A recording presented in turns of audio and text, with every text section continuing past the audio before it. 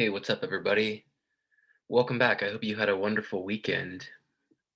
I want to just begin today by notifying you that my office hours will be a little bit different.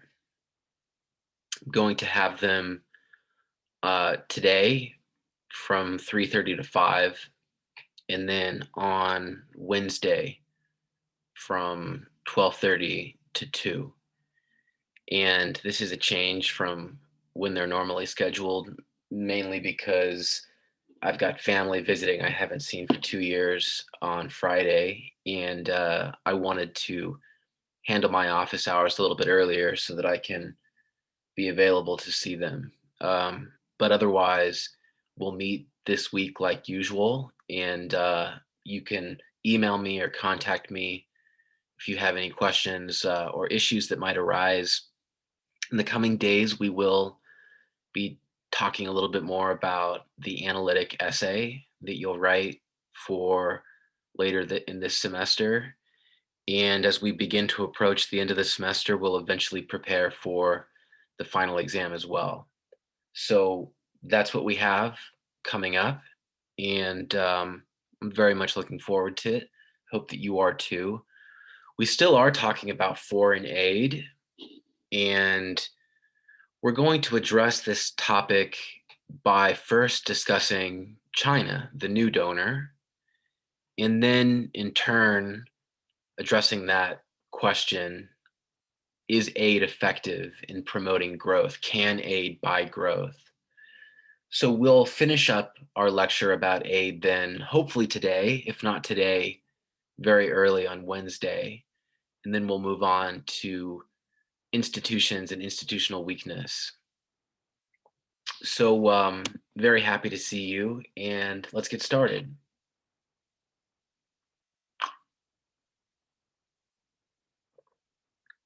So, as you know, foreign aid was traditionally associated with the United States and England because the Marshall Plan involved those countries in rebuilding Europe. They gave extensively with strings attached, and the conditions usually involved creating mixed economies, cutting government controls in terms of price setting and some tariffs, and then also cutting budgets and re-rationalizing spending priorities.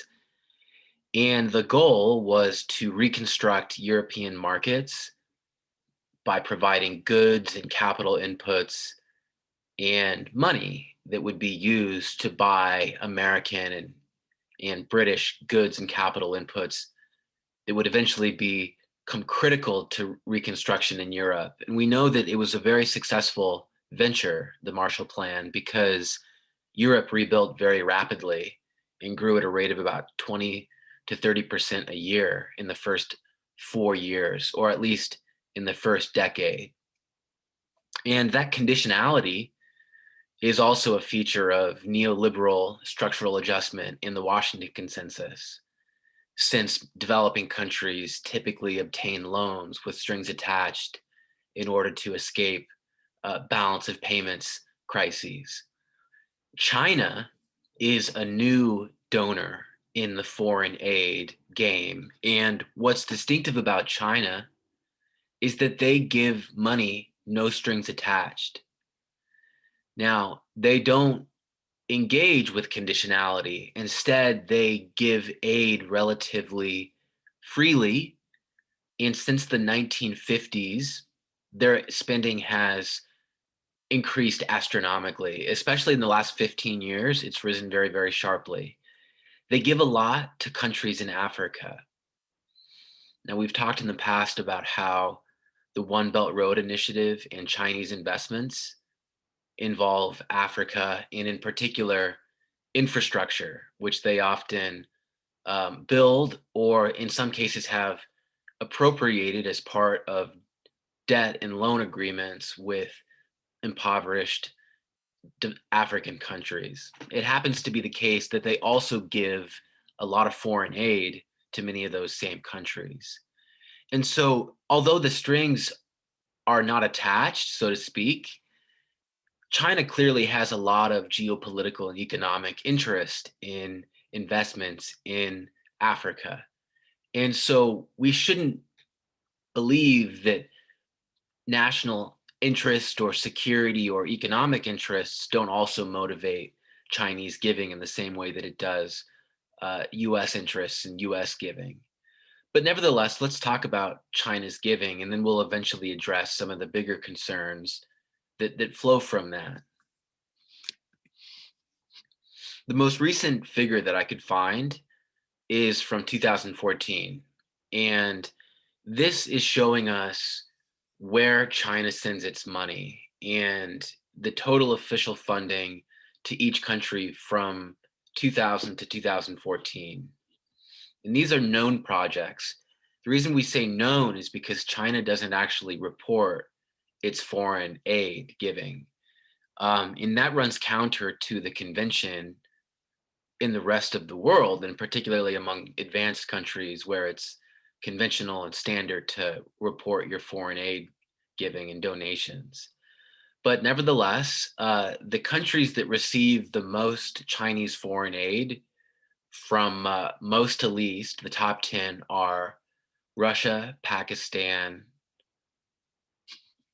Where's the second one? The third one: Angola, Ethiopia, Sri Lanka, Laos, Venezuela, Turkmenistan, Sudan, and Ecuador. Those countries seem to have something in common, which is that they, generally speaking, during the period covered here, tended to have left leaning governments or socialist governments or governments that aligned with China in terms of some of their security or economic or political interests. And I think that that's not a coincidence. Those patterns would appear to suggest that many of the same considerations might motivate Chinese donations as well as U.S. and British donations as well. But nevertheless, this is extensive giving, and as you'll see in a moment, there's a really serious and longstanding and continuing debate about the merits and the relative effectiveness of foreign aid. Is foreign aid effective in reducing poverty, in increasing individual and national income? Is it effective in promoting education and health? Is it effective in improving the quality of life of villagers? These are questions that we can address and try to answer. And these are questions that bear on the Chinese giving as well as the US giving and the giving of England and any other advanced country that would seem to give a lot.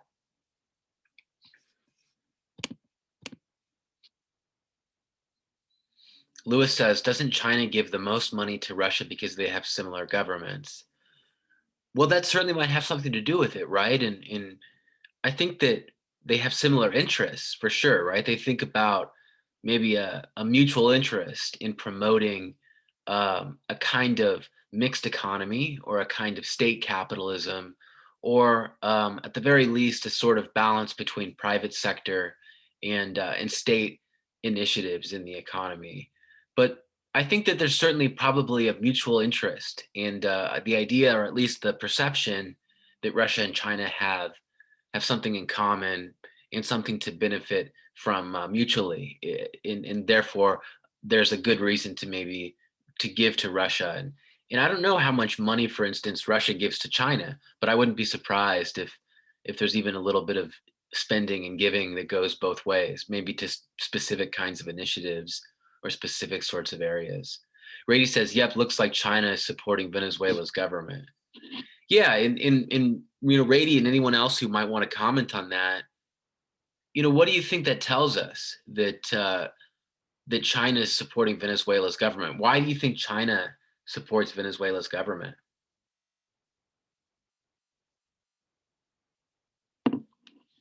I would say China is interested in Venezuelan resources such as oil, or I heard they also have like gold reserves as well.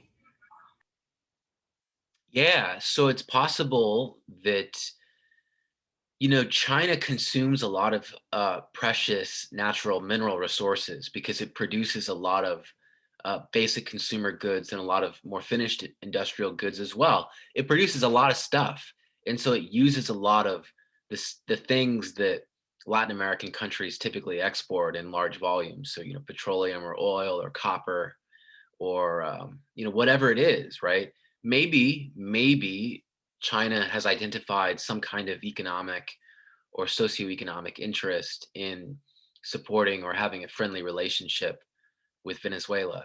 Uh, it's possible also that China thinks that Venezuela can be a proponent of a kind of shared vision in or vision of socialism or a kind of mixed economy.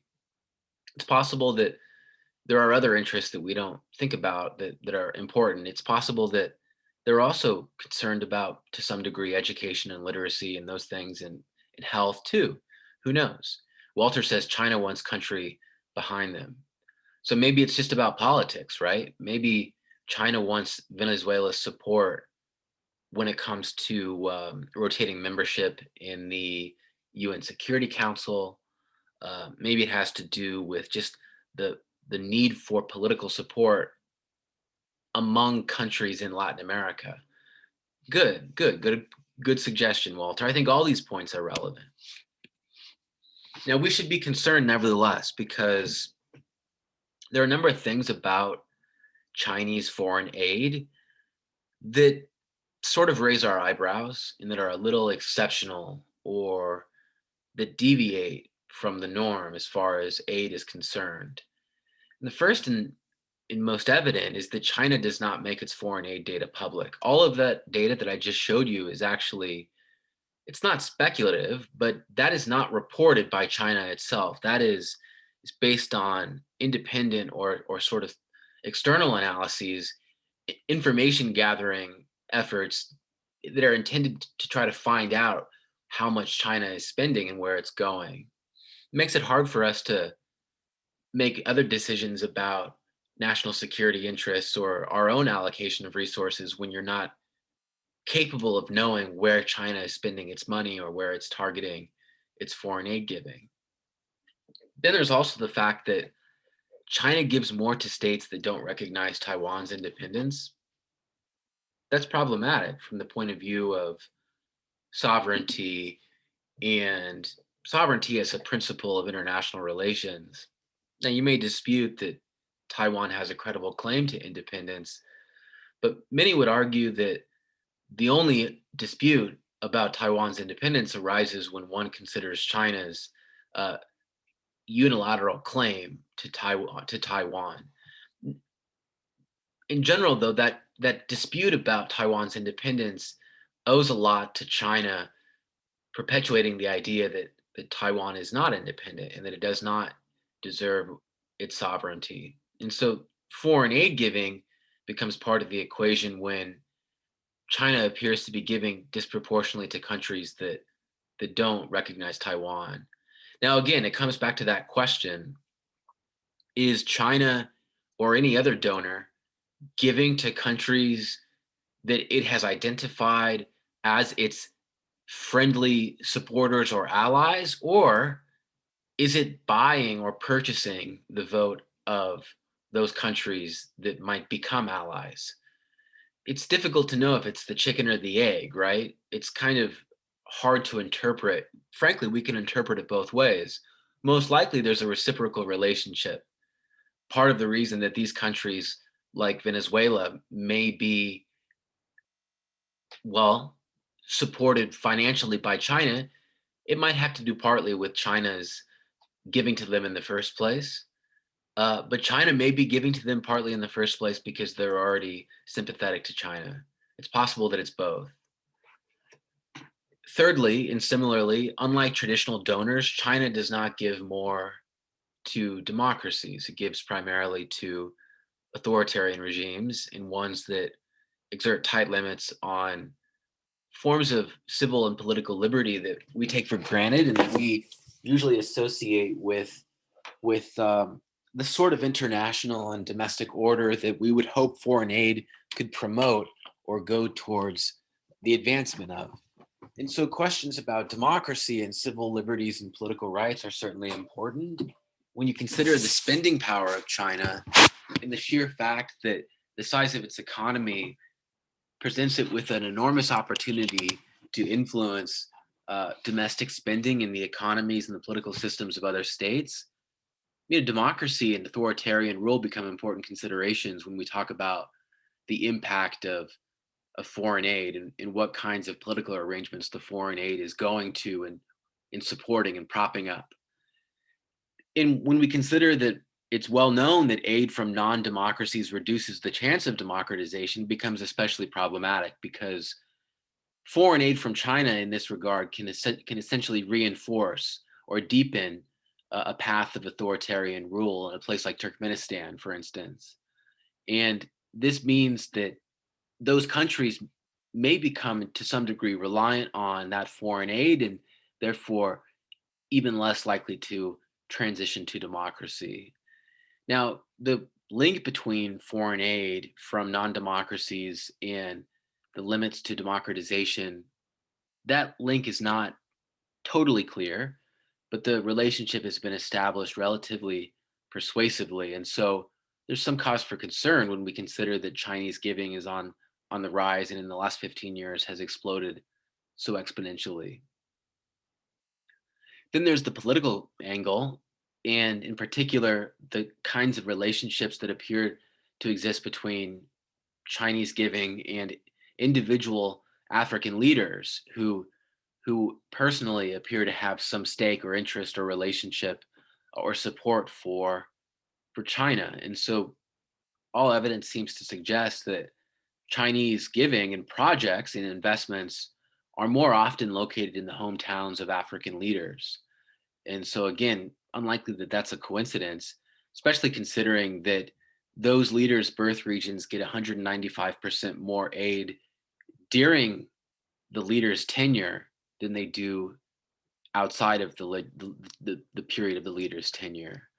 Seems to suggest that Chinese giving is motivated by many of the same political and geopolitical considerations that motivate US spending. And so foreign aid, it's an enigma. It's a riddle. In some ways, it's not a riddle, however, when you consider that these interests at play are continual and appear to motivate the giving in every respect. Now, again, we might talk about some of the residual and indirect benefits of investments like the One Belt Road Initiative and Chinese spending. And it may be that foreign aid does benefit those regions of African leaders. But one thing that you need to consider is that those regions of African leaders are often disproportionately well developed relative to the countryside in much of these, especially sub Saharan African countries. And so a lot of the Chinese giving is deepening and reinforcing really, really extreme economic inequality that already exists in these places.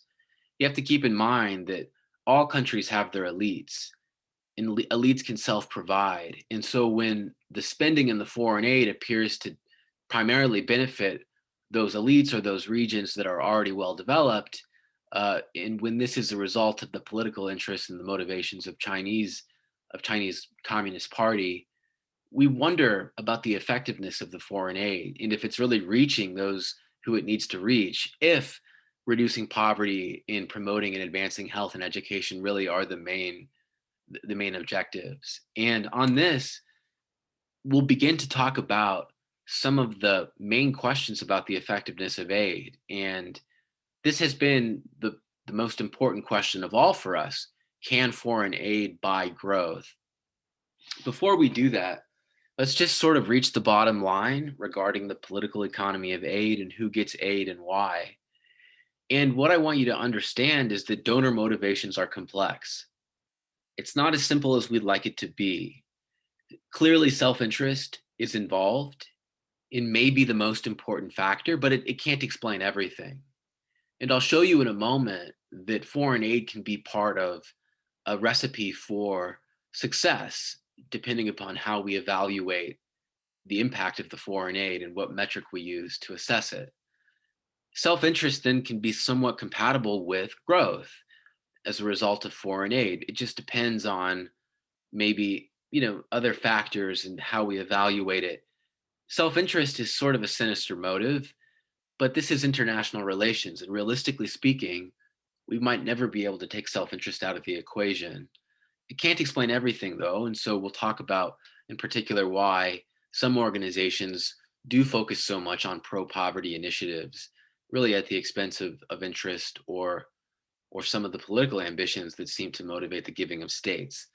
But those new donors like China, those non democratic ones, do raise new concerns. And so if you're a student or a scholar who is interested in foreign aid and political economy, I would encourage you to think about power relations and distributive politics and the consequences of foreign aid and giving and how these types of issues relate to each other and what some of the major concerns are or major trends are and how foreign aid is impacting variables like development, social, economic, or political, or otherwise. So this is going to be then our segue into the main event, which is this question about whether aid is effective.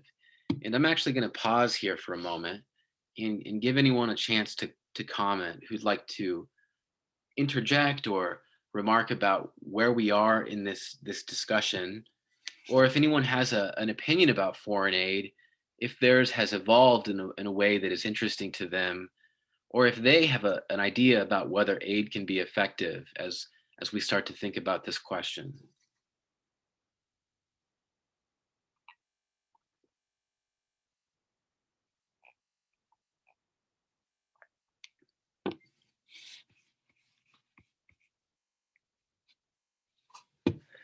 So there's a huge debate about whether aid is effective. And this is obviously a heated and a sensitive and a delicate matter because it involves a lot of assumptions and ideas in ethical and moral commitments, ideas about whose responsibility it may or may not be to uh, play the role of savior or rescue those vulnerable populations who may lack the agency or the capacity to rescue themselves. There are questions about what sorts of assumptions or ideas we carry or have about the ability of people to attain prosperity. And all of these ideas seem to reach their most feverish pitch among academic economists and those who write about the potential for political economy and public policy and foreign aid to make a positive intervention in African countries in particular. And one of the most adamant proponents of foreign aid is this guy Jeffrey Sachs, I guess. And he's an economist who wrote this book, The End of Poverty: Economic Possibilities for Our Time, in 2005. And he wrote back then, currently 8 million people around the world die each year because they are too poor to stay alive. Our generation can choose to end that extreme poverty by the year 2025. Now, this was 2005, and his vision was consistent with the UN development goals and ambitions at that time, which remain on the table, but that revolve around reducing poverty, in particular by, the sort of end of the first quarter of the 21st century. Now we're very near that. It's 2021. And I can safely tell you that the objective has not quite been anywhere reached, but there have been significant improvements in reductions in global poverty nevertheless. And so you'll see later that there's a good case for both sides of the argument that foreign aid is effective and that it's not. This largely depends on how you evaluate its effectiveness and what sorts of metrics you choose to use. So, interestingly enough, the foreign aid debate is sort of like a microcosm of the development debate, right? Your measure, your metric, your indicator will do a lot of the work, right? It might depend on what indicator you ultimately use, what result you get, how developed you categorize a region or a country as or not as being. And so the foreign aid debate has a lot to do with that. And so you'll recognize many of the same themes as we venture into this discussion. Now, the second voice in the opposing position in this debate is promoted by guys like William Easterly, who is this skeptical economist who a year later published this book, The White Man's Burden. And the subtitle is Why the West's Efforts to Aid the Rest Have Done So Much Ill and So Little Good.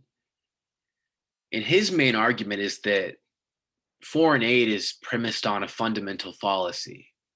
And that fallacy, excuse me, he says, is to assume that because I have studied and live in a society that's somehow wound up with prosperity, I know enough to plan for other societies to have prosperity. It's that sort of survival bias that you sometimes hear discussed. That idea that, look, I made it, so therefore I have a platform and a basis, grounds for planning for your success or your survival. But the whole point of the survivor bias is that only a fraction of those who venture down a path will ultimately achieve that ultimate prosperity or goal. Not everyone will. And so survivor bias suffers from that fallacy that they're unable to recognize their unique bias or their unique circumstance or the accident of history that wound up sending them down a path to prosperity. Easterly is saying that, look, you're imagining the world to be far too simple and to be reversible in the sense that we can physically change the trajectory or the growth of a place with our giving or our foreign aid. In fact, your own prosperity is the result of accidents or historical contingency, and your own understanding of your prosperity has everything to do with your own unique experience and your own unique contingent historical accidental prosperity. And so to suggest that others should try to follow some course of action that you choose for them and that you hand to them and that you smuggle over through foreign aid is misguided. This is his argument. These are very, very fundamentally rigidly opposed positions. These are irreconcilable.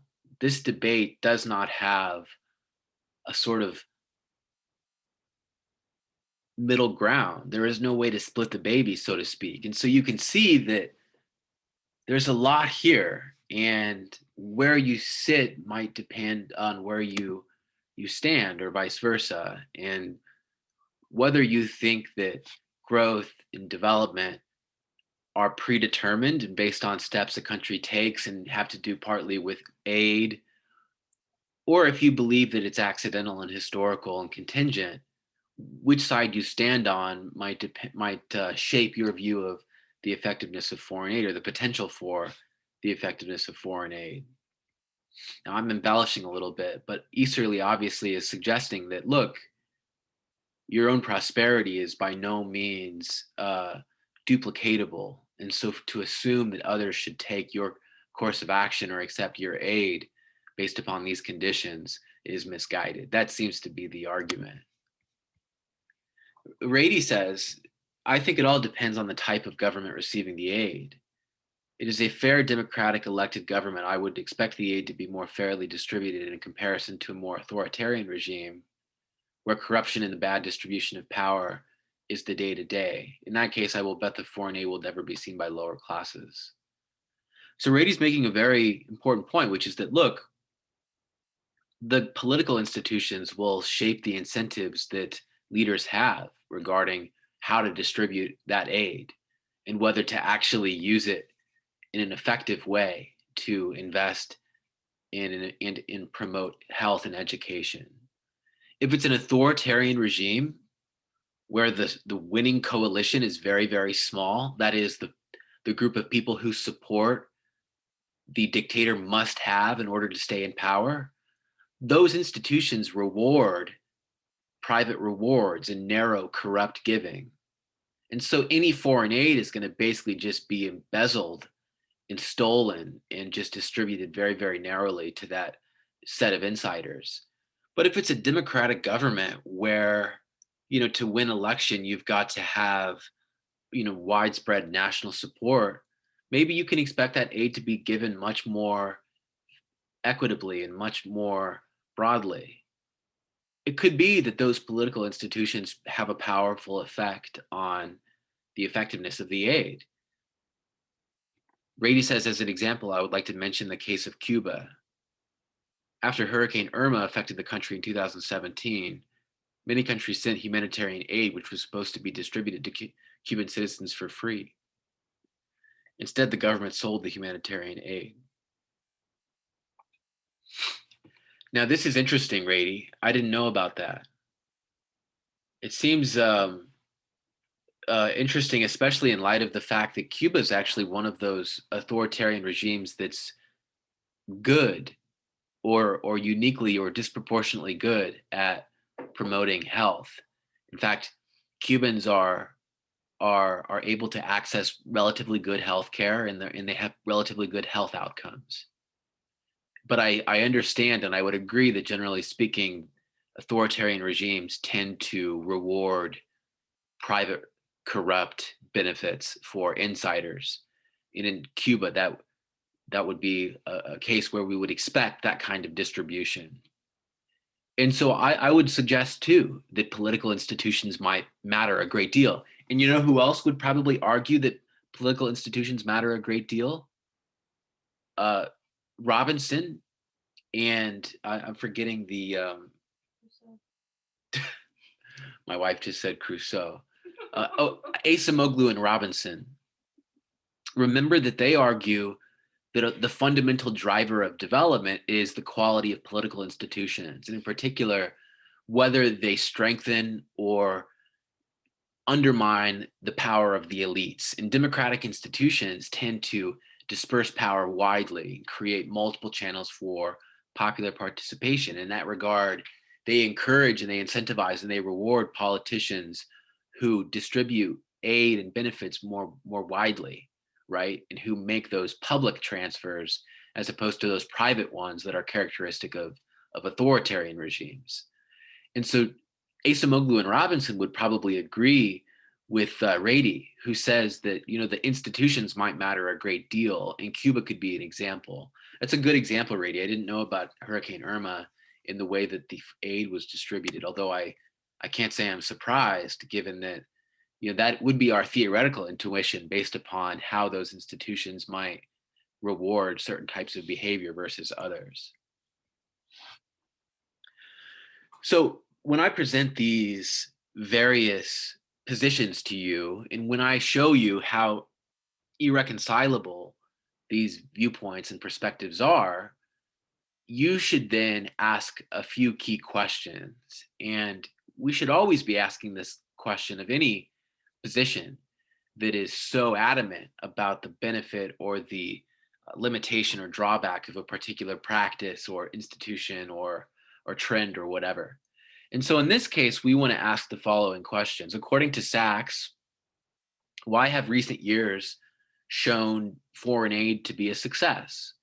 What is it that Sachs is pointing to that he says demonstrates the success of foreign aid? And then by the same token, according to Easterly, why have recent years proven aid to be a failure? Is there something that they disagree about or that they that might account for their disagreement? Are they evaluating or thinking about aid's impact differently? What is it that they're pointing to in order to substantiate their position? Answering these questions will allow us to better understand this debate and more fundamentally, these positions that motivate or constrain foreign aid giving in the critics or the proponents of foreign aid giving. So what I'm going to show you first is what's called the poverty trap. And this poverty trap concept is a common theme or idea in international development circles. And in conversations and in the dialogue between states and international governmental organizations and NGOs, there's a lot of emphasis on the vicious cycles, if you will, or traps that poor countries fall into and that prevent them from getting out of the hole, so to speak, and developing rapidly or growing or promoting long-term development or growth. And the main issue, above all, is low levels of productivity and poverty at the household level, which in turn results in zero tax payments and zero public investment. That low or zero household savings means that basic needs are not met. It means that individuals lack income per person or capital for investments. This ultimately produces negative economic growth. When you have low levels of productivity at the individual level and resultant low levels of household income, you have zero tax payments or no tax revenue. When you have no tax revenue, you have no public investment.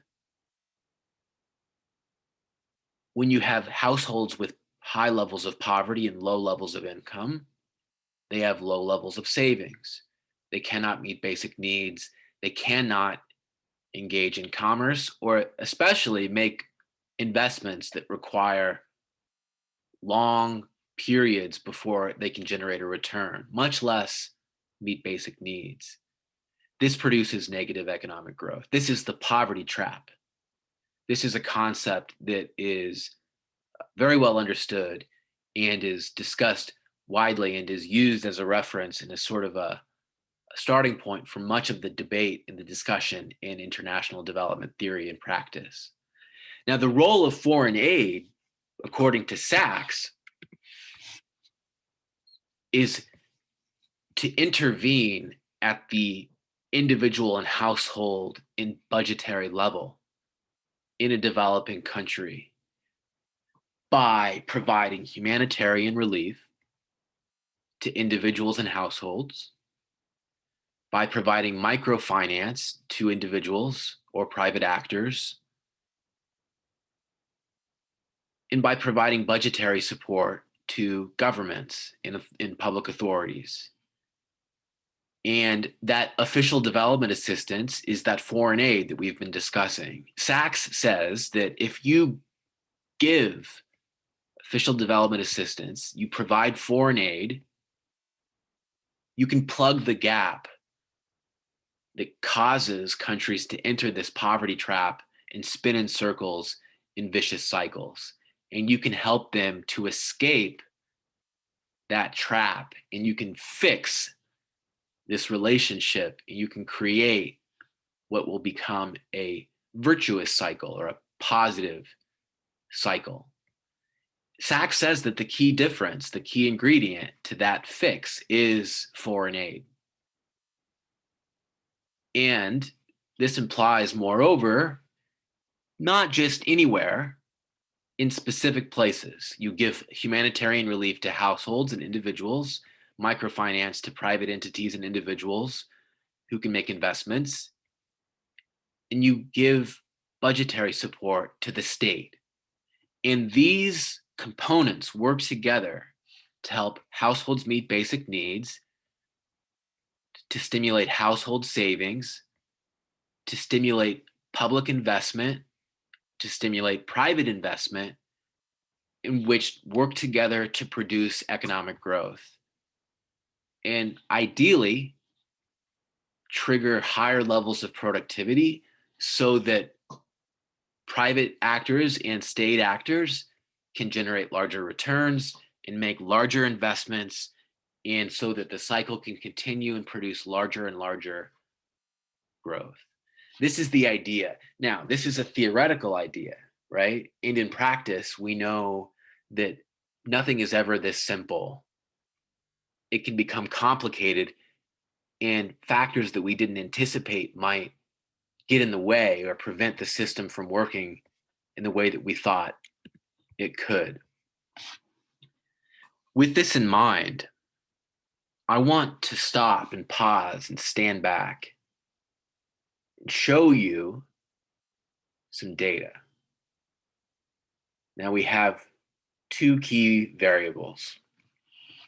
We've got foreign aid as a percentage of GDP, 4-year average, so 4-year increments.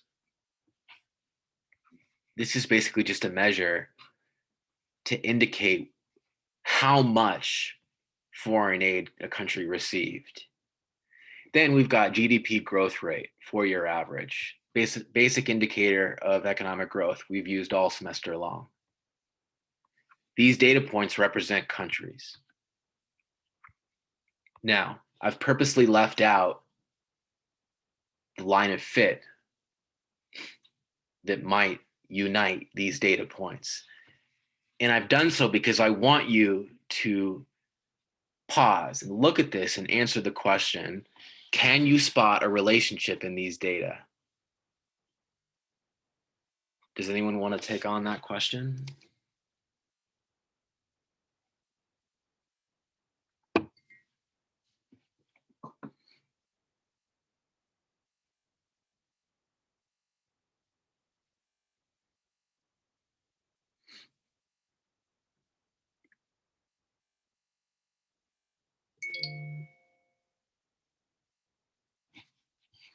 Does anyone see a relationship, or does anyone see no relationship? What appears to be the sort of pattern here, if there is one? Is there a pattern? Victor says the I growth. mean, for the most part, Oh, I'm sorry. Go ahead, Max. I was gonna say for the most part, the pattern that you can see is most people don't give that much, right? Like it's very rare that they give a higher percent of the GDP. I mean, there's a small amount that do, but the mass is definitely concentrated towards 0%. So what I would ask you in turn, Max, is, but to the extent that they're giving, does the amount that they're giving appear to have any effect or impact on GDP growth based on this I data? do believe so. Yeah, based off of this, yes, You see a relationship. absolutely. Well, you can see that in the graph that some do actually, use that aid as a percent of their GDP, while the majority do not. So but what this is showing us though is the relationship between aid as a percentage of GDP and GDP growth rate. So in other words, what it's showing is, does more foreign aid equal higher rates of economic growth? So our question is, does this data appear to suggest that more foreign aid leads to higher rates of economic growth? Or does it suggest that more foreign aid doesn't necessarily lead to more economic growth? That's our key question. So based on that, what do you think, Max?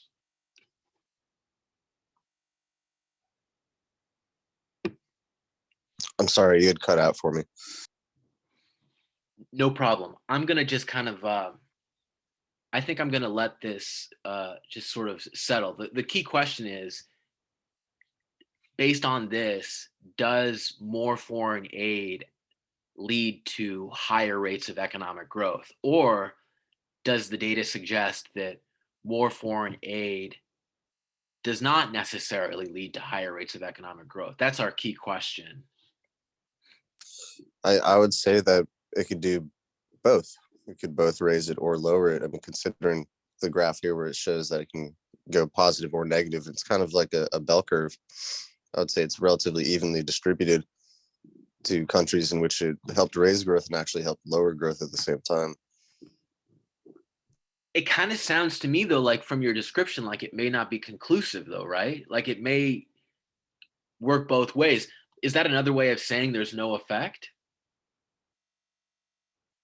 I think it's subjective to the individual country that is receiving the aid. Okay. But remember though, we're talking about subjective. So my interpretation is you're saying it might depend on the country, right? But I think that what we're looking at is the possibility that if it depends on the country, that there might not be any general relationship between foreign aid and development. But this is the key that I want us to notice, which is that look, it's not at all clear that there is a relationship. And Victor says the growth rate does not seem to have much of a relationship with the aid as a percentage of GDP. I would tend to agree, and I interpret Victor's comment as consistent with Max's as well, right? It doesn't appear to be that there's any rhyme or trend or real clear pattern. It might work both ways, sort of in a sense. Karen says growth rate starts off good, then slowly disintegrates as the aid as a percentage of GDP increases. So Karen's comment seems to suggest that growth may not result necessarily from more aid. There may not be a relationship. Rady says, I see that at a high degree of foreign aid, which is rare, there is not much improvement in GDP.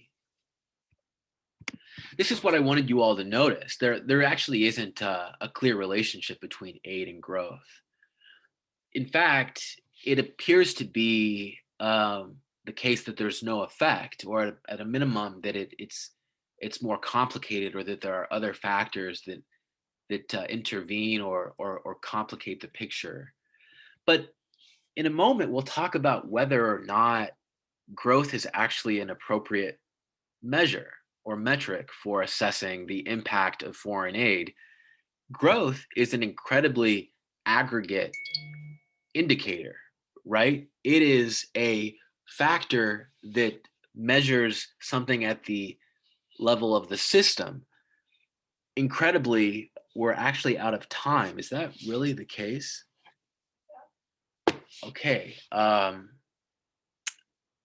think that we had such a useful lecture that I lost track of time, but we can always just finish up on Wednesday.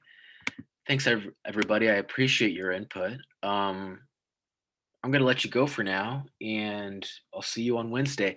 Sorry, I can't get to some of these questions. Victor, if you're still here, I'll try to address these questions that you have. But everyone else, you're free to go. If you'd like to stay after, you can and hear out my response. Victor says, isn't the graph just based off of the countries that give aid? So Victor, the graph is based upon what proportion of a country's GDP is equivalent to the aid that they received. All countries essentially receive some foreign aid, more or less. Or generally speaking, we can at least study those countries that did receive foreign aid, and we can compare it to their growth rate. We can try to see if those countries that received more foreign aid also grew the most. But interesting question. I don't actually know what specific countries are in that data set, but generally speaking, you can always at least assess the relationship between the proportion of GDP as foreign aid and growth. Victor says, since less countries give more percentage of aid, and in more countries they give less percentage of aid. No problem, Victor. Have a good day. I'll see you on Wednesday.